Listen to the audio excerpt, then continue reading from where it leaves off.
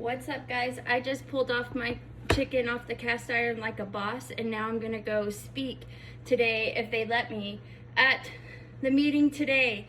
So catch me and Puente there. If you see us, come say hi. Okay, cheers. See you soon. I want to thank you for having me, and I'm going to introduce you to my friend Puente. He is a capybara, and he is known in Hollywood as rodents of unusually large size. And he originates from South America. Introduce yourself and your organization. My name is Chelsea Boyd, and CB Holden I am here with Holden Light and Indivisible 915. I had a speech prepared, but after listening, I decided to free speak my way. What is this immigration? How does this affect us so? I think it makes our education really blow. Why does it suck so? It's because the system was designed for it to be so. I'm from Texas, but I've traveled all around. I've had plenty of education. Inequality has been the main sound. We brought in schools back in the day. You remember segregation. It's still that way. We cut funding in Texas to the black and brown. I've seen it firsthand. My heart's broken and bound. I hoped for change, for people to care, but we let admin continue to cut and guilt trip. How fair?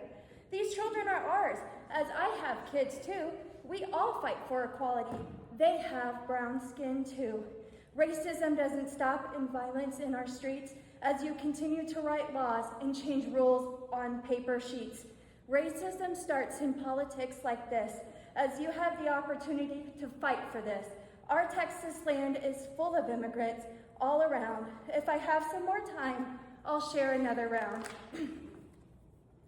I am here today to stand, speak, and unite in solidarity with humans, the ones we currently label immigrants.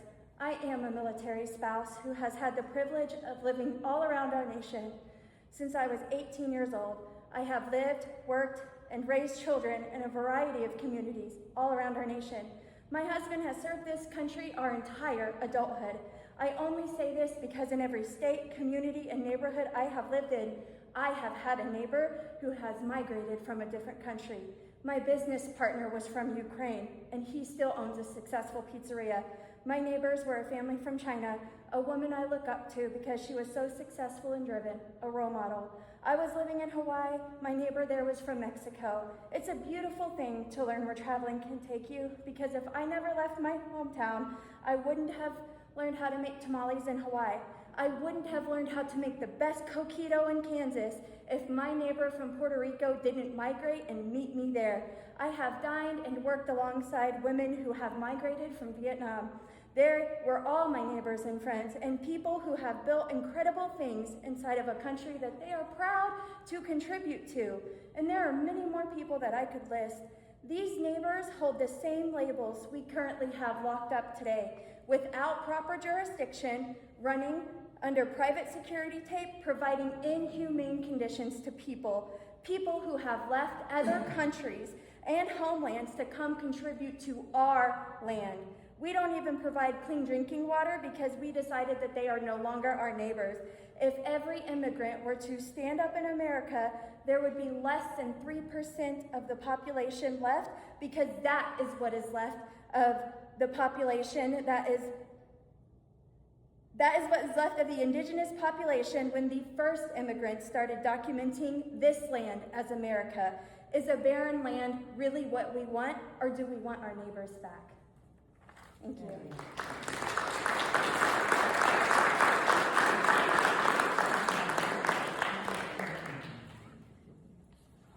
Well, I can't say how proud I am to represent this community. This was such a phenomenal hearing, and I mean when I say that I'm going to do all that I can to amplify your voice in Austin.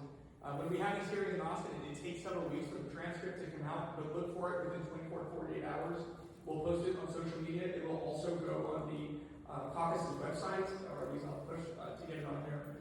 So look to have, I hope it does you justice in terms of your testimony and your participation. Everybody who's here today will be a part of that report. Representatives, I don't know if you have any closing remarks, but I just can't thank you enough for also making the trek to El Paso to listen to the people of El Paso. It's a pleasure being in El Paso anytime. Thank you for inviting us here. What a great experience to experience the people of El Paso tonight. Thank you.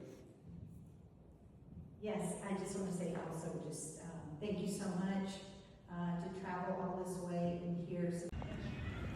Me and Puente just left our speech, and we did it in front of Texas. I think it was like 3 different Texas representatives, a judge, and a bunch of other people, and it worked. I got lots of interest.